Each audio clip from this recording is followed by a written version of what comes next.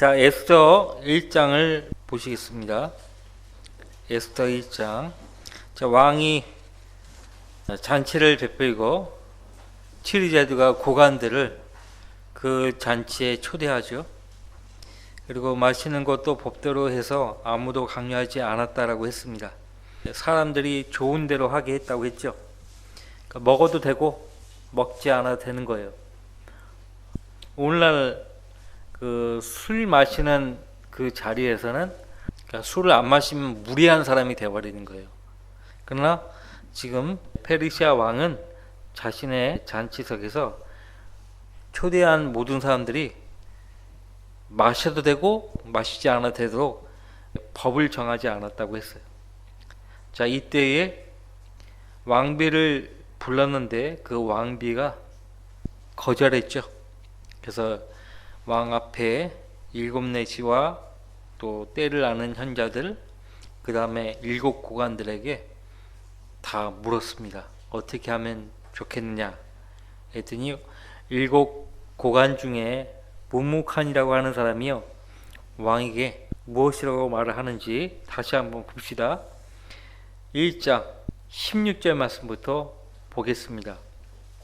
무무칸이 왕과 고관들 앞에서 대답하기를, 왕후 와스티는 왕에게만 잘못한 것이 아니라 아수에로 왕의 모든 지방에 있는 모든 고관들과 모든 백성들에게 잘못하였나이다.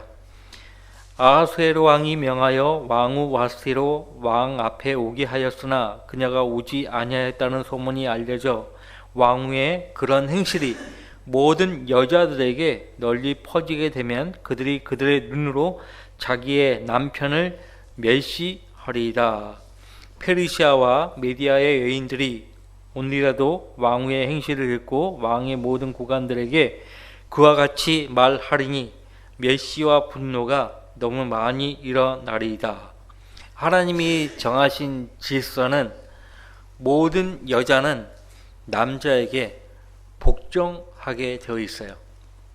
그리고 모든 여자는 남자를 돕도록 창조된 것입니다. 그런데 이 하나님의 질서를 유린하는 그런 사람들이 있죠. 하나님의 질서를 유린해요. 자, 남편과 아내는 서로 바뀔 수가 없습니다. 자, 왕후 와스티가 잘못된 본보기로 페르시아와 메디아 제국의 모든 여인들 하여금 남편을 멸시하게 된다. 그것을 우려해서 왕후를 그 자리에서 폐위시켜야 된다라고 신하가 왕에게 말합니다. 19절 말씀에 왕께서 좋게 여기신다면 왕명을 내리시어 페르시아인들과 메디아인들의 법률 가운데 기록하게 하고 변경시키지 못하게 하여 와스티로 다시는 아하수에로 왕 앞에 오지 못하게 하고 왕께서는 그녀의 왕후의 지위를 그녀보다 나은 다른 사람에게 주소서. 페르시아인들과 메대인들이라고 되어 있죠. 사실 이 왕국은 원래 여기 본문 말씀대로 두 왕국이 연합된 국가입니다. 연합된 국가인데 다니엘서에는 메대 페르시아라고 되어 있어요. 근데 여기 지금 에스더에는 페르시아 메대라고 되어 있죠. 페르시아가 더 강력해진 것입니다. 자, 명을 내리시고 그 명을 법률 가운데 기록하게 해서 아무도 변경시키지 못하게 하라고 합니다. 자, 법률을 기록해요. 그 다음에 변경시키지 못하게 해요. 자, 왕이 명령을 하면요, 그 명령은 변경이 가능합니다. 근데 왕이 입 밖으로 낸 것을 기록을 하잖아요. 법률로 기록을 하잖아요. 그러면은 기록된 그 칙령, 그 법률은 아무도 변경을 못 시킵니다.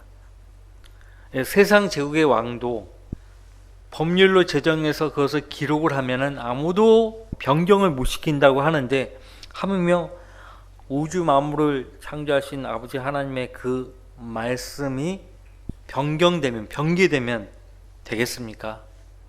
근데 그것을 아무렇지도 않게 변기시켜요.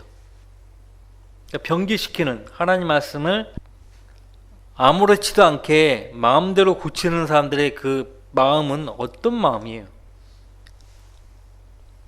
예레미야서 36장에 보면 하나님 말씀을 불태워 버리게 해요.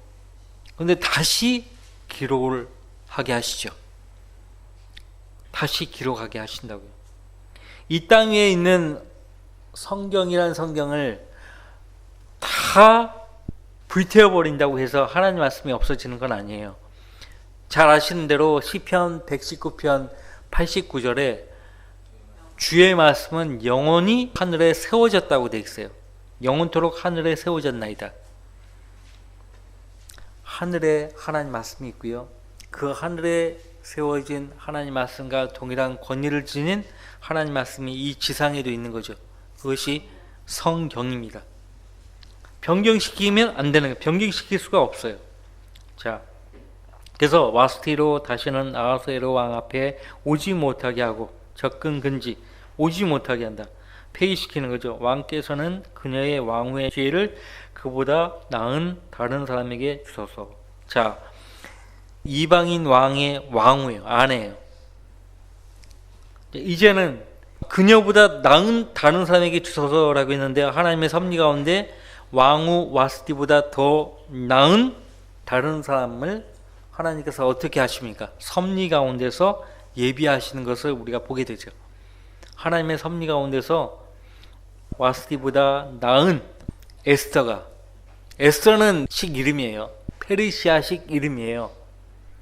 자, 이방인들의 시대는 지금 저물어 가고 있습니다. 이방인들의 시대는 이제 저물어 가고 있어요. 자, 이방인들이 어떻게 해서 복음의 혜택을 누리게 되었습니까? 그렇죠. 먼저는 유대인들에게 하나님께서 복음을 전하겠지만 그들의 거절로 이방인들에게 구원받을 수 있는 혜택을 얻게 된 것입니다. 사도행전만 해도 18장이 나오죠. 고린도 지역에서 유대인들이 집체적으로 복음을 통해서 구원받을 수 있는 기회가 있었어요. 근데 거절했죠. 28장에 가서도 그들이 거절해요. 그래서 여러분들 사도행전 28장 보세요. 사도행전 28장. 그러니까 사도행전 13장과 18장과 28장 세 번에 걸쳐서 유대인들에게 하나님께서 다시 복음을 통해서 구원받을 수 있는 기회를 줬지만 매번 거절하죠. 이제 마지막으로 28장에서 사도 바울이 보세요. 이사야 선지자가 했던 그 말을 인용하고 28절 그러므로 하나님의 구원을 이방인들에게 보낸 것과 그들이 그것을 들을 것을 너희가 알라. 그가 이 말을 마치니 유대인들이 자리를 뜨더라. 그리고 그들 사이에 상당한 쟁론이 있더라. 왜 쟁론이 있었을까요? 바울 사도가 말한 그 말대로 정말 하나님께서 우리를 버리시고 이방인들에게 구원의 손길을 베푸시겠느냐 이런 쟁론이 있었던 거예요. 근데 이제 이방인들에게 하나님의 구원이 전달되었는데 전파되었는데 지금 우리가 지금 마지막 때에 살고 있죠. 마지막 때에 살고 있어요. 이방인들이 이제 점점 어떻게 해요? 복음을 거절하죠. 복음을 거절해요. 그리고 이제는 대환란 때에 유대인들이 그때 복음은 왕국복음이에요. 왕국복음. 예. 성경에서 복음하면 다 똑같은 우리가 들어서 믿고 받은 은혜의 복음, 구원의 복음 그것이 아니에요. 성경에는 왕국복음이 있고요. 은혜의 복음이 있고요. 그 다음에 요한계시록 14장에 영원한 복음이 나와요. 근데 이 대환란 끝에서 증거되는 복음, 그 복음은 왕국복음이라고 했죠. 마태복음 24장을 보세요. 이제 이방인들의 시대가 이제 저물어 가고 있어요. 이제 유대인의 때가 다가오고 있다는 것을 에스더서를 통해서 보여주고 있어요. 자, 마태복음 24장 13절. 24장 13절에 보시면, 그러나 끝까지 견디는 자는 구원을 받으리라. 이 왕국 복음이 모든 민족에게 증거되기 위하여 온 세상에 전파되리니 그런 후에야 끝이 오리라. 이 왕국 복음을 대부분의 목사들이 구원의 복음이라고 생각하는데 아닙니다. 여기서 모든 민족, 이방 민족이죠. 그러니까 이 왕국 복음이 이방 민족에게 증거돼요. 그래서 이 왕국 복음이 모든 민족에게 증거되기 위하여 온 세상에 전파되리니 그런 후에야 끝이 오리라. 이 끝은 인생의 끝이 아니고 기간의 끝이에요. 그러니까 대환란이죠. 대환란에 증거되는 복음은 왕국 복음이에요. 왕국 복음. 그런데 요한계시록 14장에 보면은 이때도 이제 대환란 끝 무렵인데 천사가 복음을 전해요. 땅에 사는 자들과 모든 민족과 족속과 언어와 백성에게 전할 영원한 복음을 가지고라고 했어요. 영원한 복음이라고 했죠. 은혜 복음과 달라요. 왕국 복음도 아니에요. 족속과 언어와 백성에게 전할 영원한 복음을 가지고라고 했어요. 영원한 복음을 천사가 전파합니다. 지금은 구원의 복음, 은혜의 복음을요, 구원받은 성도 외에 다른 존재가 전하면 안 되게 돼 있어요. 그리고 그 복음의 내용도 고린도전서 15장 1절부터 4절까지 그 내용과 맞지 않으면 다른 복음이에요. 다른 복음. 그러니까 구원받은 성도가 아닌 존재, 그러니까 천사가 전한다. 그 다음에 고린도전서 15장 1절부터 4절까지 내용이 아닌 것을 전한다. 그러면 다른 복음이에요. 다른 복음. 다른 복음 전하면 저주를 받아요. 저주 받아요. 근데 지금 요한계시록 14장에 따르면 천사가 복음을 전파해요. 근데 그 복음은 영원한 복음인데 그 복음의 내용은요, 우리 하나님의 은혜의 복음의 내용과 다르다는 걸 아셔야 돼요. 하나님을 두려워하라. 내용이 그렇죠. 예, 하나님 두려워하라. 그러니까 지금 마태복음 24장은 대환란이 시작될 무렵에 이 땅에 남아있는 모든 사람들에게 전하는 복음이고, 그 다음에 대환란 끝 무렵에 남아있는 사람들을 위한 복음이 요한계시록 14장의 영원한 복음이에요. 그 차이가 있습니다. 자, 에스더서에 오시면은 이제 이방인의 때가 끝나가고 있다는 것이에요. 그것을 보여주고 있어요. 예. 하나님은 이제 교회 시대에 잠깐 지켜진 자기 백성 유대 민족과 다시 화해하려고 하시는 거죠. 그것을 보여주고 있습니다. 그녀보다 나은 다른 사람에게 주소서. 19절로 오시면은 에스더 1장 19절, 왕께서 내리실 왕의 칙령이 왕의 제국 전체에 걸쳐 공표되면 나라가 크오니. 그렇죠. 인도에서부터 에티오피아까지 무려 127개의 지방이 페르시아 제국을 이루었으니까요, 나라가 크죠. 그래서 공표가 되면 이 칙령은 모든 지방으로 전달되어야 하거든요. 그래서 우리나라 파발, 구파발 하잖아요. 파발이 여기서 온 거예요. 페르시아에서. 소식을 전파하는 영마라고 하죠. 영마. 말을 타고 소식을 전달하는 거예요. 영마라고 해요. 영마. 우리나라에서는 파발, 파바에 띄우다 할 때 파발, 구파발 있잖아요. 불광동 옆에 구파발. 나라가 크오니 모든 아내들이 자기 남편이 크든지 작든지 간에 존경하리이다. 자, 첫 번째 칙령이, 그러니까 에스더서에는 무려 4번에 걸친 칙령이 나옵니다. 첫 번째 칙령이에요. 이 첫 번째 칙령의 내용이 뭐예요? 첫 번째 칙령의 내용은 집안을 다스리는 사람은 여자가 아니고 남자여야 한다는 거예요. 그리고 모든 여자는 남자에게 복종해야 한다는 것이에요. 이것이 첫 번째 칙령의 내용이고, 두 번째 칙령은 3장에 가면 나와요. 유대인들을 죽이라 이거예요. 하만에게 사주받아가지고 유대인들이 아주 위기에 몰렸던 것이죠. 그 다음에 8장에 가서 세 번째 칙령이 나오죠. 다시 이제 억울한 누명을 쓴 유대인들이 복권되는 거예요. 그래서 유대인들이 그들의 신변을 방어할 수 있도록 내린 칙령이 8장에 나와요.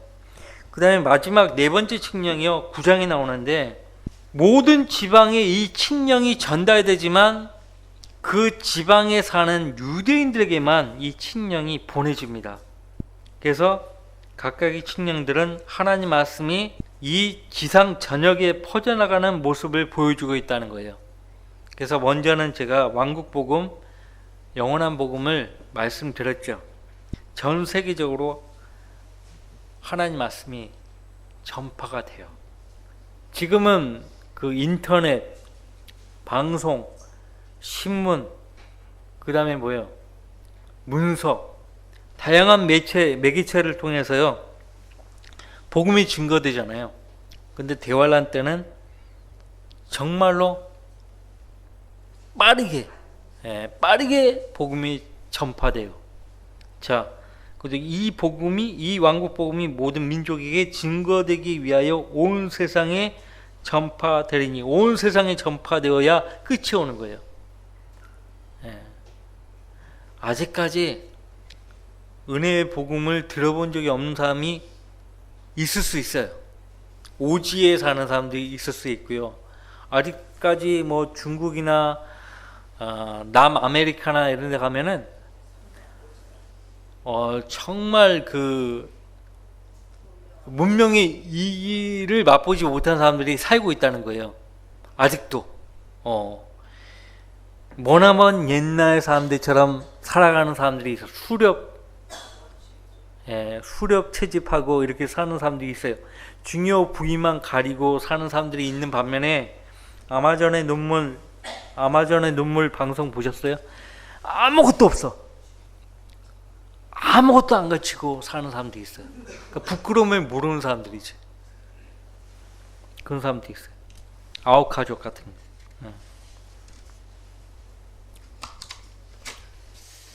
대환란 때도 그런 사람들이 있을 테지만, 왕국 복음, 영원한 복음은 모든 사람들에게 전파됩니다. 그래야만 끝이 오기 때문에 그래요. 자, 존경하리이다. 21절. 왕과 고관들이 그 말을 좋게 여기고 무묵한의 말대로 행하더라. 만약에 이 무묵한이 이런 말을 했어도 왕이 별로 시덥지 않은 반응을 보인다 하면은 이 고관이 어떻게 될까요? 죽을 수도 있어요. 왕의 감정을 건들면 절대 안 돼요. 고대 왕국일수록 최고 존엄자 아닙니까? 그 표현을 위해서 쓰고 있는데, 북한에서 최고 존엄자의 감정을 건드리면 절대 안 돼요. 큰일 나요. 그 앞에서 슬픈 표정을 짓거나 그러면 절대 안 됩니다. 절대 안 돼요. 그런 면에 있어서 느헤미야는 은총을 얻은 거죠. 은총 얻은 거예요. 감히 그렇게 할 수가 없는데, 얼마나 신뢰를 받을 만큼 왕의 마음을 얻었으면, 무슨 병이 있느냐, 안색이 안 좋으니까 무슨 병이 있느냐 이렇게 물어보기까지 하잖아요. 자, 22절. 왕이 모든 지방의 칙서를 보내되 각 지방의 그 백성의 길과 언어대로 보내어 모든 남자들로 자기 집을 주관하게 하였으니 그 칙서가 자기 백성의 언어로 공표되게 하였더라. 너무 늦어도 안 돼요. 그러니까 그 페르시아 제국에서요, 영마 왕의 칙령이나 소식을 전파라고 보냄을 받는 사람들을 죽인다든지 방해를 한다든지 그러면 그 삼족을 멸해요. 그러니까 말이 삼족이지, 그 제국에서 그 집안은 대대로 그냥 멸망해 버립니다. 그만큼 왕의 입에서 나오는 명령은 그만큼 중요하다는 거예요. 예. 자, 2장으로 가보겠습니다. 왕비가 교체가 되죠. 왕비가 교체가 돼요. 이들 후에 아하스웨로 왕의 진노가 그치자 왕이 와스티와 그녀가 행한 일과 그녀에 대하여 내린 칙령을 기억하더라. 고대 왕국일수록 여자들은 그렇게 중요하지가 않은 거예요. 사실 일반 백성 입장에서는 왕비도 나라의 어머니라고 여길 만큼 굉장히 중요한 자리인데 왕 입장에서는 왕비도 아무것도 아닌 거예요. 아무것도 아닌 거예요.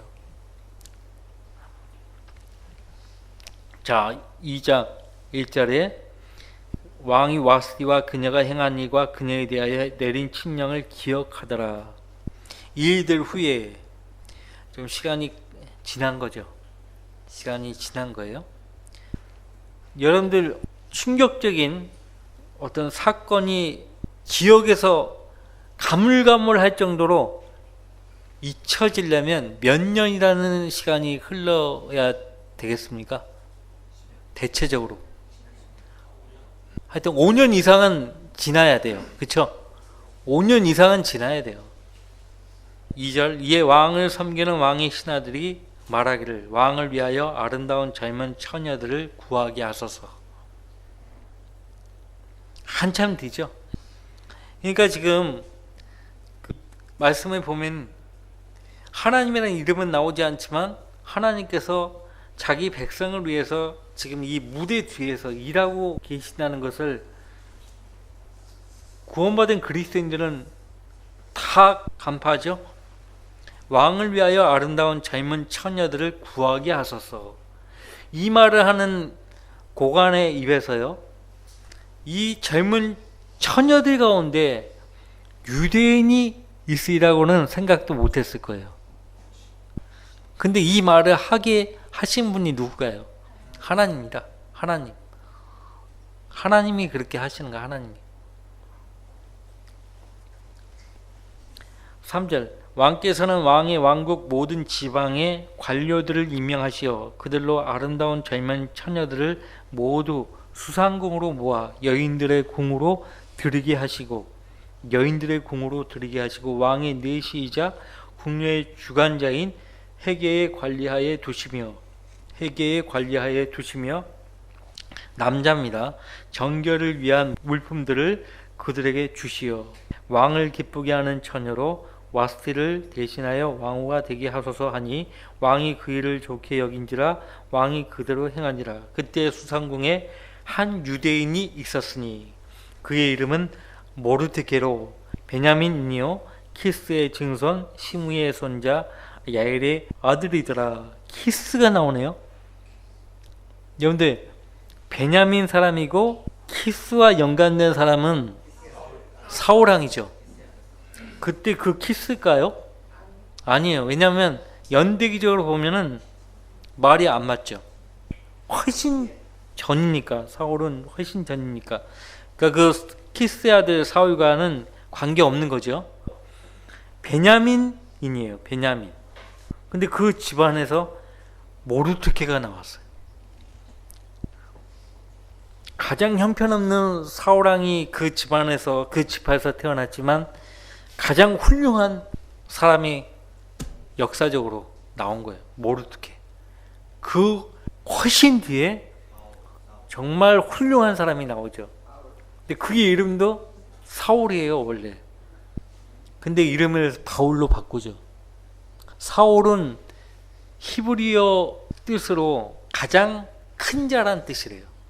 바울은 가장 작은 자란 뜻이에요. 왜 이름을 바꿨는지 알겠죠? 자, 모르드게예요. 이 모르드게에 대해서 소개하기를 6절 그는 바벨론 왕 느부갓네살이 끌고 갔던 유다의 여코냐 왕과 함께 끌려갔던 포르드와 함께 예루살렘에서 끌려갔던 자라. 예루살렘에서 끌려갔던 자라. 그러면 바벨론 땅에서 하나님의 백성 이스라엘 백성이 몇 년간 바벨론 왕을 섬겼습니까? 70년간. 그러면 지금 바벨론 제국이 페르시아 제국에 의해서 함락당하고 정복당했잖아요. 그러면 지금 모르드케의 나이는 대략 어느 정도 되었을까요?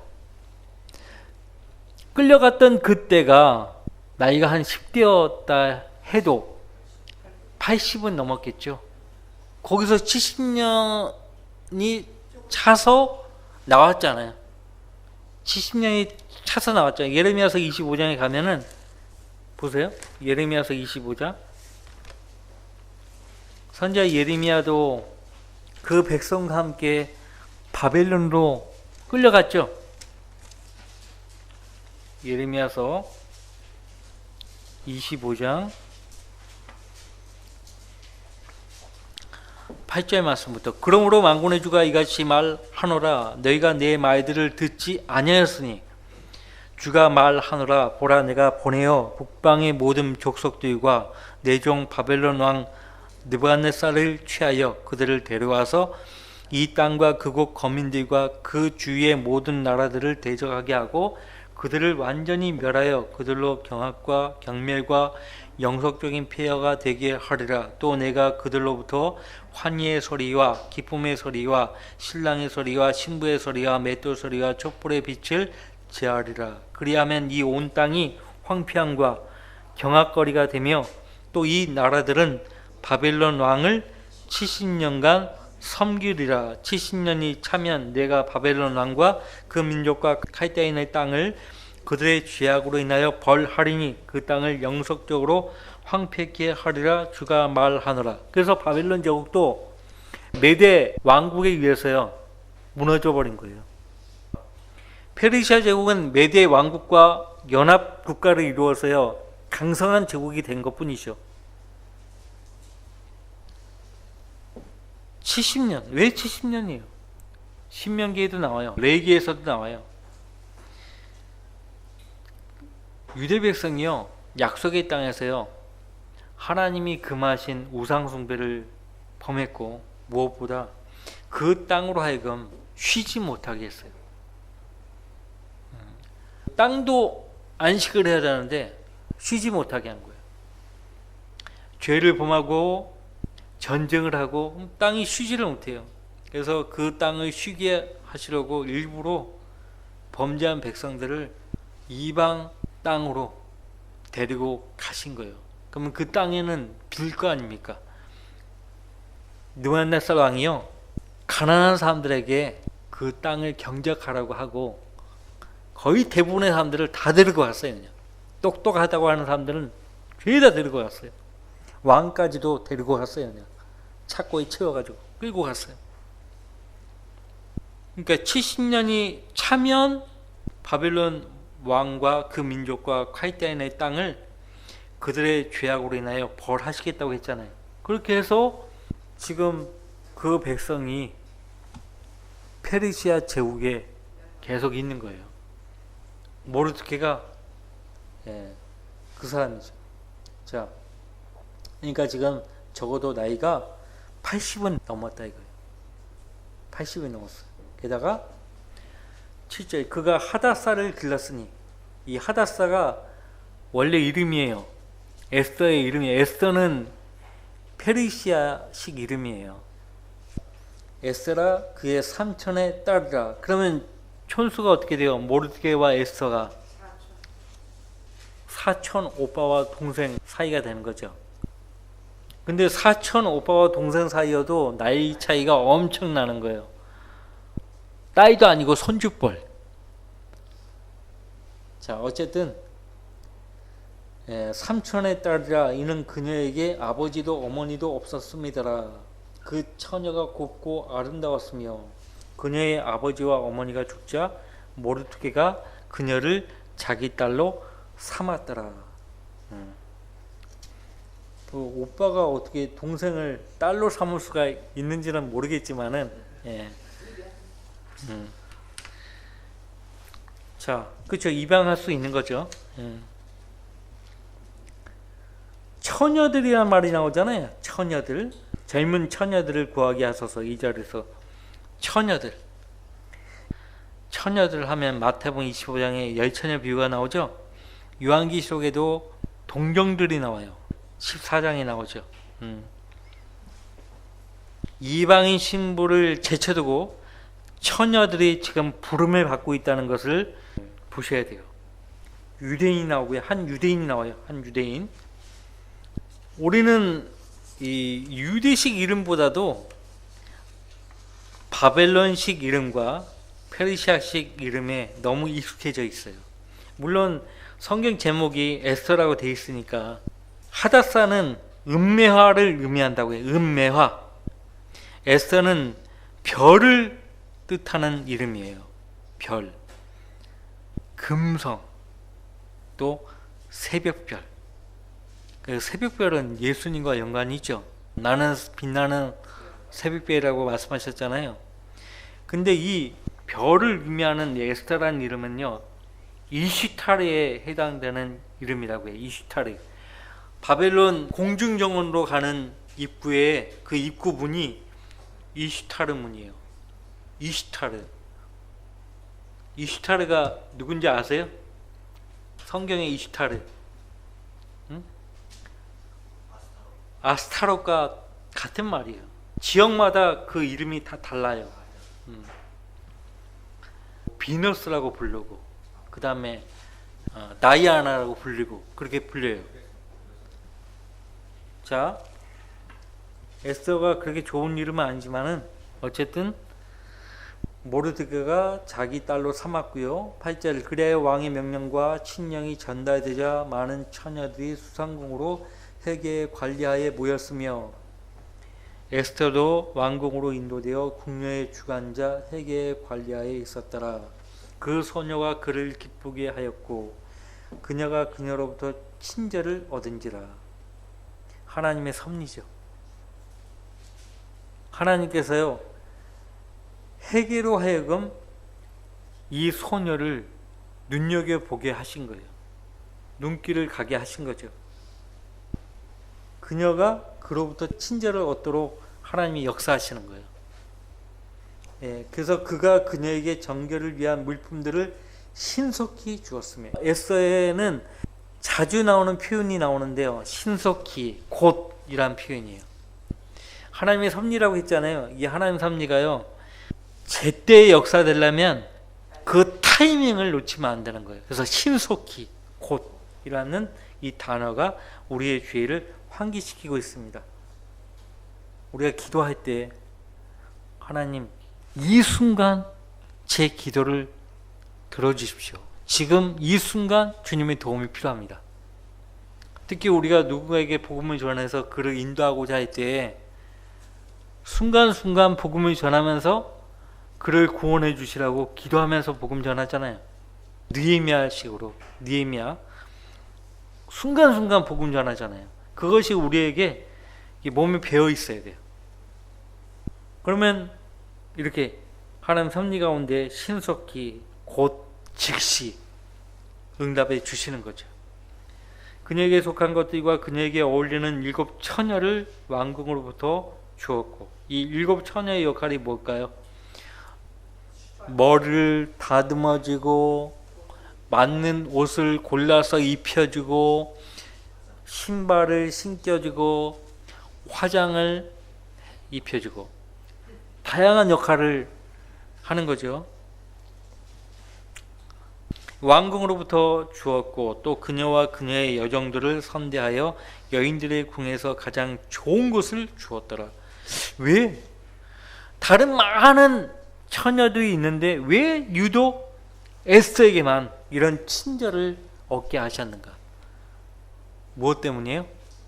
하나님의 섭리예요. 다른 거 없어요. 하나님의 섭리예요. 이 많은 사람들 가운데 하나님께서 여러분을 둘러싼 많은 사람들로 하여금 여러분에게 호의를 베푸도록 하시는 것은 하나님의 섭리라고 봐요. 지금 에스더가 이렇게 헤게의 눈에 들어오게 한 것은 무엇보다도 먼저 하나님의 섭리가 주권적으로 있었지만 모르드게가 기도를 하고 있는 거예요. 지금 모르드게의 역할도 만만치가 않아요. 모르드게가 거의 말없이 행동하는데요, 기도를 하고 있는 겁니다. 기도를 하고 있어요. 다음 주에 보겠지만 에스더를 들여보내잖아요. 근데 모르드게가 어떻게 하고 있는지 그 문 앞에서 이렇게 기웃대면서 보는 거예요. 에스더가 어떻게 하고 있는지 본다고. 기도를 안 하면 그렇게 관심도 없지요. 자, 기도합시다.